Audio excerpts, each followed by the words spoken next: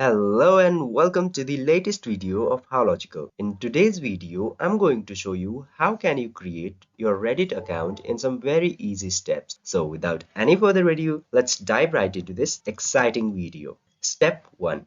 Open your browser and search for Reddit.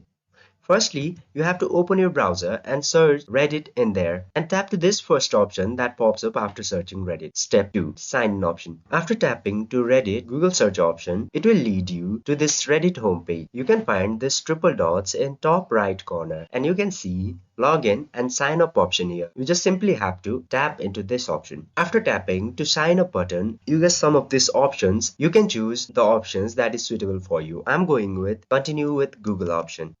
Step 3. Choose the Google account. Now, you just simply have to choose one of your Google account which you want to bind with your new Reddit account. After completing this process, you are all set to surf Reddit. If this video helped you, don't forget to give a thumbs up. We'll keep making this kind of helpful contents in the future. So to never miss another update, make sure to subscribe the channel. We'll meet in another video. Till then, be safe and happy.